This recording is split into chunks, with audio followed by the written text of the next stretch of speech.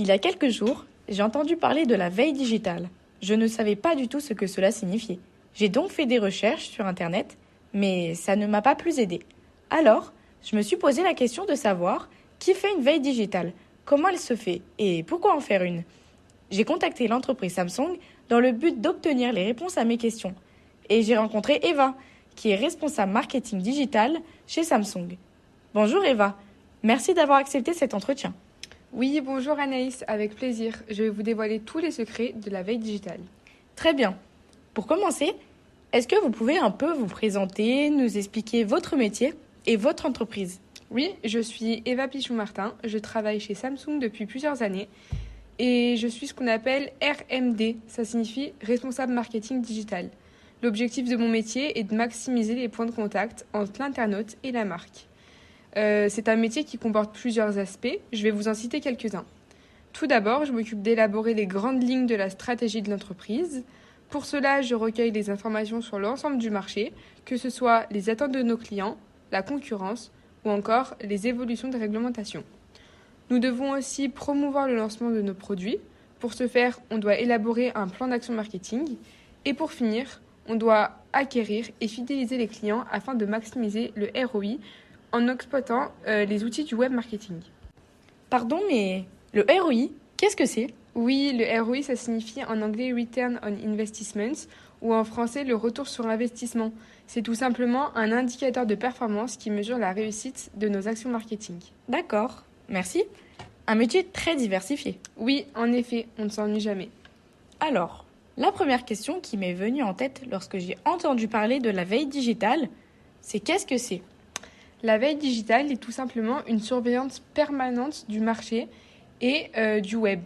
Le but est de se tenir informé des dernières actualités du marché sur lesquelles on évolue. Et elle se distingue d'une simple recherche web puisqu'elle s'effectue de manière régulière et systématique, ce qui nous permet de manquer aucun détail. D'accord.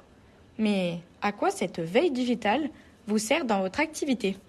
La veille digitale nous permet de collecter des informations pertinentes afin d'adapter notre stratégie marketing. Je vais vous donner un exemple concret.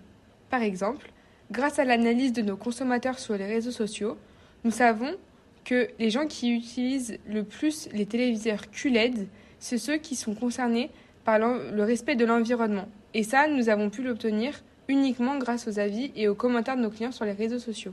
Ah, je comprends mieux. Cela sert à mieux adapter votre plan d'action. Tout à fait. Alors, comment faites-vous pour effectuer votre veille? Les réseaux sociaux sont-ils les seuls outils? Non, les réseaux sociaux ont effectivement changé la façon dont nous utilisons la veille digitale, car ils sont privilégiés par les internautes pour partager leur expérience, recommander les produits ou encore manifester leur mécontentement. Les réseaux sociaux sont également un excellent moyen pour surveiller nos concurrents de plus près et voir ce qu'ils publient, de quelle manière et à quelle fréquence. Mais nous utilisons également des outils plus professionnels. Et est-ce que vous pouvez m'en citer quelques-uns et m'expliquer un peu leur fonctionnement ou est-ce des informations trop confidentielles? En effet, je peux vous expliquer l'usage de nos outils d'analyse, mais je ne vous détaillerai pas les informations qu'on a pu collecter.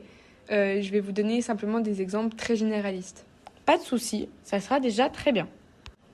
Alors, en fonction des informations que l'on veut obtenir, nous utilisons différents outils. Par exemple, pour se tenir informé et suivre l'actualité, nous pouvons utiliser Google News.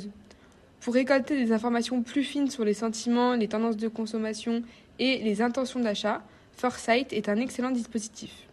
Les nouvelles technologies font évoluer nos outils d'analyse, puisqu'avant nous utilisions Brainwatch pour analyser le commerce social, et dorénavant nous nous servons de Crimson pour analyser en détail ce que les gens disent de notre entreprise à travers les blogs ou les forums. Samsung est une entreprise multinationale. Je suppose que vous surveillez de près vos concurrents. Oui, toutes les entreprises surveillent leurs concurrents. Attention tout de même à ne pas dépasser certaines limites, comme des pratiques anticoncurrentielles. Cependant, nous surveillons les lancements et les innovations de nos produits concurrents.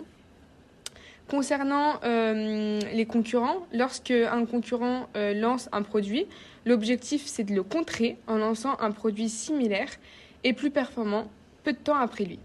Nous étudions également le profil des clients des constructeurs concurrents, comme ceux d'Apple par exemple, afin de mieux les cerner et de comprendre leur motivation d'achat. L'outil Crimson que je vous évoquais juste avant nous aide à comprendre à quel moment le client passe de la recherche d'un produit à l'achat. Le but est de lui proposer des informations ciblées qui pourraient l'orienter vers nos produits plutôt que vers ceux de nos concurrents. D'accord. À ce que j'ai compris, vous examinez beaucoup vos concurrents et vos clients. Y a-t-il d'autres éléments à surveiller grâce à la veille digitale ? Bien sûr, les clients et les concurrents font partie des éléments clés d'une veille digitale, mais celle-ci serait incomplète si on s'arrête là. En plus des innovations produits, la santé financière et les changements organisationnels de nos concurrents nous intéressent. Mais nous devons aussi étudier d'autres aspects, comme les évolutions juridiques au niveau mondial par exemple.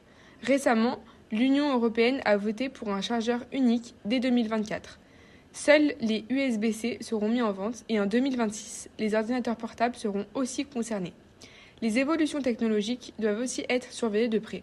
Enfin, nous veillons à notre e-réputation, c'est-à-dire l'opinion commune sur le web à notre égard et à notre image. Ah oui, quand même.